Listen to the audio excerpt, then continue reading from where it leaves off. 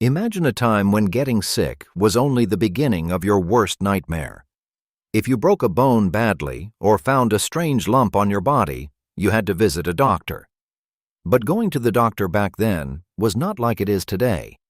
It was a terrifying trip into the unknown. There were no bright, clean rooms with gentle, beeping machines to keep you safe. There was no magic medicine to make you fall asleep before the doctor started to work. When it was time to fix your body, you had to stay wide awake. You felt every single sharp poke and heavy pull. The doctors meant well, but they had absolutely no way to stop the hurting. Strong helpers had to stand by the wooden table to hold the sick person down. It was a dark, scary era to be alive. Because the process hurt so much, doctors had to be very, very fast. They were judged entirely on how quickly they could finish the job. A good doctor was not the most careful one, but the fastest one with his hands. They rushed as fast as their fingers could move to get it over with. If a doctor could finish fixing a leg in just 2 minutes, he was called a hero. But those 2 minutes felt like 100 years to the frightened person on the table. The whole world accepted this dark, sad rule. Everyone believed that severe hurt was just a normal part of life. They thought it was a test of how strong you were, and nobody thought it could ever change. But a spark of hope was about to light up the dark. A man named William Morton was about to ask a life-changing question. He was not a famous scientist with a wall full of golden awards. William was an underdog. He was just a dentist working in the busy city of Boston. Every single day, he looked inside people's mouths to fix their teeth, and every single day, he saw people crying from the awful ache. Pulling a bad tooth out was a horrible thing to watch.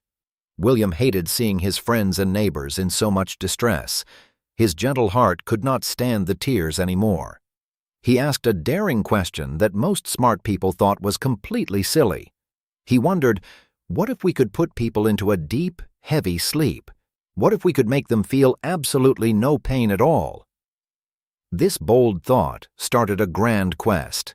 It was a massive mission to conquer one of the oldest enemies of human life.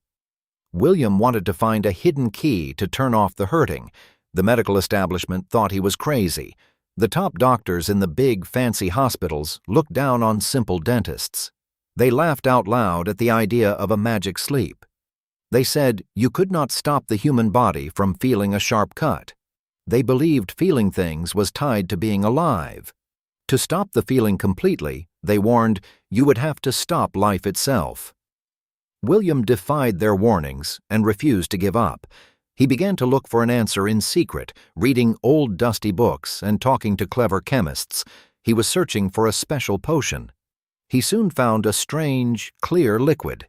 It was called sulfuric ether. It looked just like plain water, but it had a very strong, sweet smell that filled the whole room. When you breathed in the invisible fumes of this sweet gas, something weird happened. Your head got dizzy, and your eyes got very heavy. You felt like you were floating away on a soft, fluffy cloud. But this sweet gas was very dangerous. It was like trying to tame a wild, angry bear.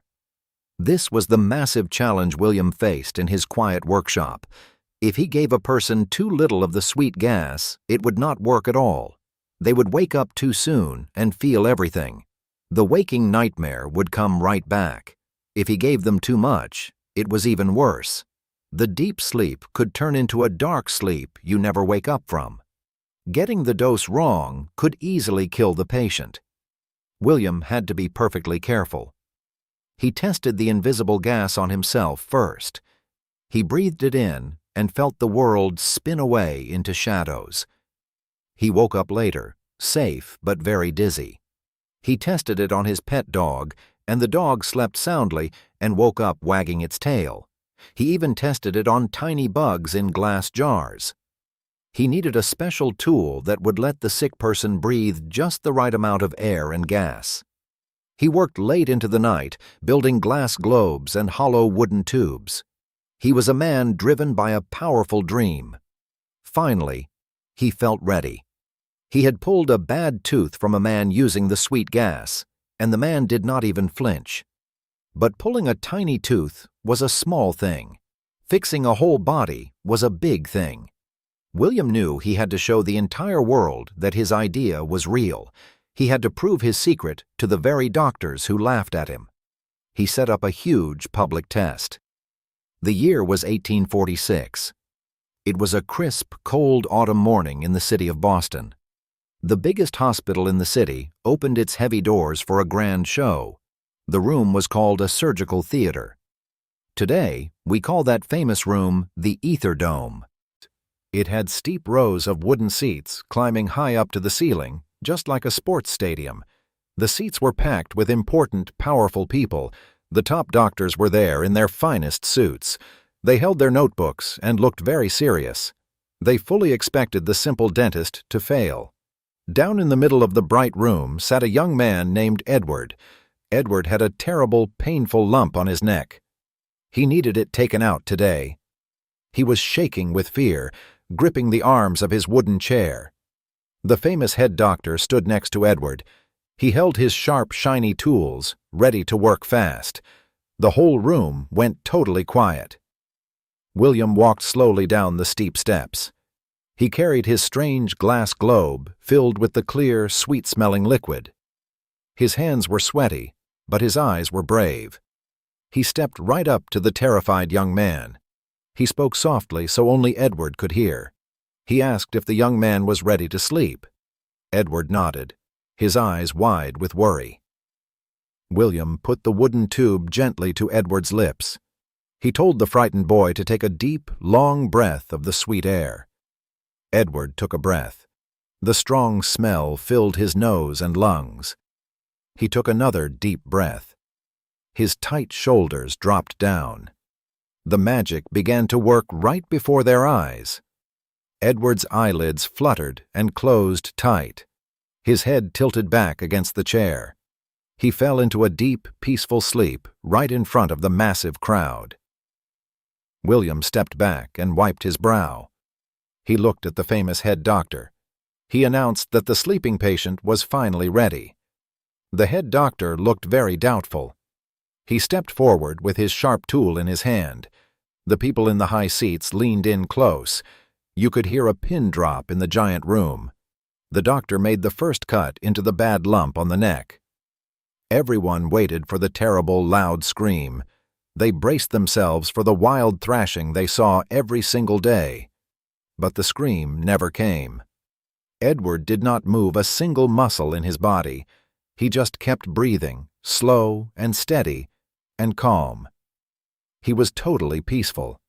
The doctor kept working. He took his time. He did not have to rush like a madman.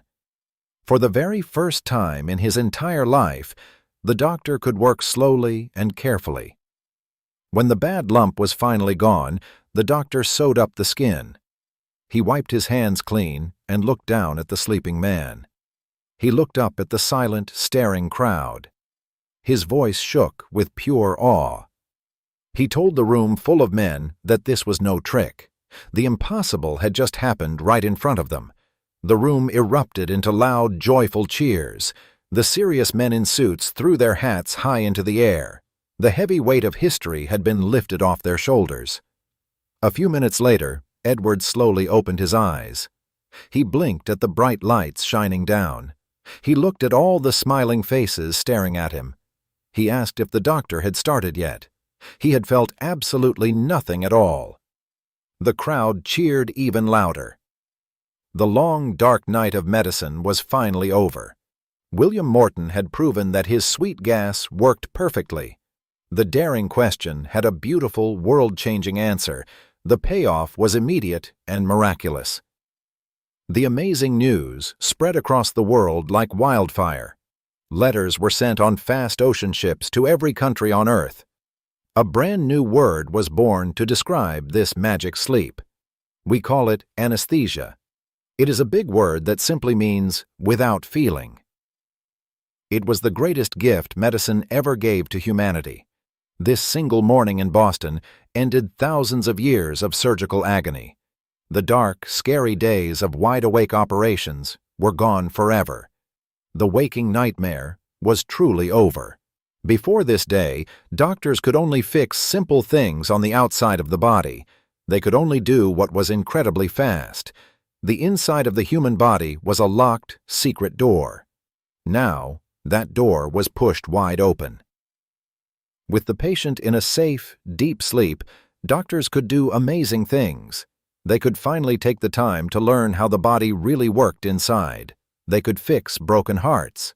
They could heal sick brains. They could put shattered bones back together piece by careful piece. Surgery was completely transformed. Complex, life-saving operations were suddenly possible for anyone who needed them. Millions and millions of lives have been saved because of this magic sleep. Every time someone goes to the hospital today and wakes up fixed, they owe a debt to that autumn morning. The grand mission was finally complete.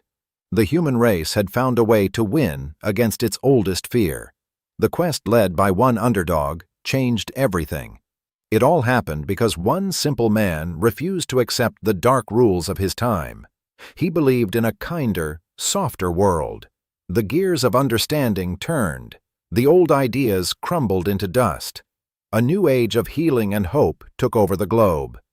William Morton showed us that anyone can change the course of history. He showed us that caring deeply about the suffering of others is the greatest superpower of all. His story reminds us to keep asking daring questions. It reminds us that the next giant leap for humanity might come from the most unexpected place. The sweet sleep of healing belongs to us all.